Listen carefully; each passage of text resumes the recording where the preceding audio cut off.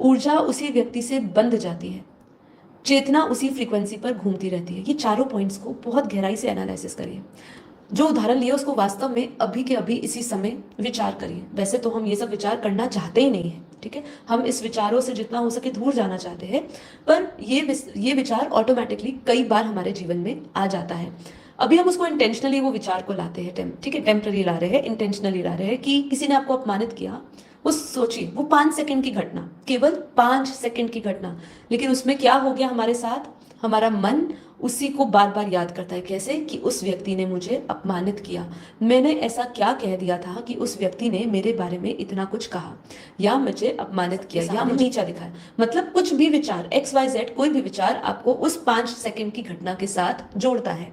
भीतर प्रतिक्रियाएं भी उठती है, गुस्सा भी आ सकता है, आप भी उसको अपमानित कर सकते हैं, द्वेष पैदा हो सकता है, कोई भी भीतर एक प्रतिक्रिया उठती है।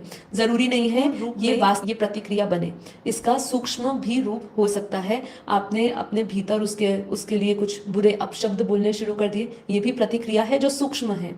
ऊर्जा उसी व्यक्ति से जुड़ जाती है, क्योंकि अब आपके मस्तिष्क में क्या, व्यक्ति विशेष और वो व्यक्ति विशेष से जुड़ी घटना, जैसे ये हमारे साथ जुड़ी, हमारी ऊर्जा, हमारी चेतना किससे जुड़ गई, उसी व्यक्ति के साथ और उसी घटना के साथ।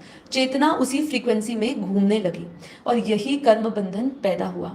यही सूक्ष्म रहस्य है हर एक बंधन का। ये एक छोटा 5 सेकंड की घटना ली, ऐसे दिन में कितनी बार 5 सेकंड करके कितनी ऐसी घटनाएं बनती होगी जिसका सेम रिएक्शन आता होगा। कभी प्रतिक्रिया के रूप में, कभी ऊर्जा वहीं पर अटक गई है, कभी चेतना उसी फ्रीक्वेंसी में बह रही है।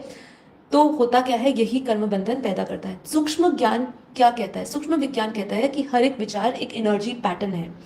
आधुनिक विज्ञान में क्या कहा जाता है कि जब हम रिपीटेड थॉट्स करते हैं, ये हम कई बार इसके बारे में चर्चा कर चुके हैं जब मैंने न्यूरो साइंस का एक टॉपिक लिया था, कि जब हम किसी भी थॉट पे, मान लीजिए अब किसी ने अपमानित किया, किसी ने प्रताड़ित किया, तो अब क्या कर रहे हैं, वो थॉट, वो बीज, विचार का बीज, वो बार बार रिपीटेटिव वे में आता रहा। जब वो बार बार आता रहा, बार बार आता रहा, जिसपे आपका नियंत्रण नहीं है। क्यों? अभी हम समझेंगे। अगर होता तो हम उस अवस्था से निकल आते। अगर ज्ञान ही अज्ञान को मिटाता है ना, ये ज्ञान अज्ञान को मिटाता है, तो क्या क्या होता है, आप अपने थॉट्स को बदल पाते हो, या थॉट को डाइवर्स कर पाते हो, या वो थॉट पर नियंत्रण काबू कर पाते हो। पर ऐसा नहीं होता है। ऐसा होता है कि वही विचार बार बार आ रहा है। अब ये बार बार आ रहा है तो क्या बन रहा है, इससे एक न्यूरल पाथवेज, एक न्यूरॉन्स हमारे जो एक जैसा सोचते हैं वो सब एक साथ जुड़ते हैं और एक पाथवे, एक रास्ता बना रहे हैं। अब हो रहा है, और क्या हो रहा है, इमोशनल बायोकेमिकल मेमोरी बन रही है, हमारी जो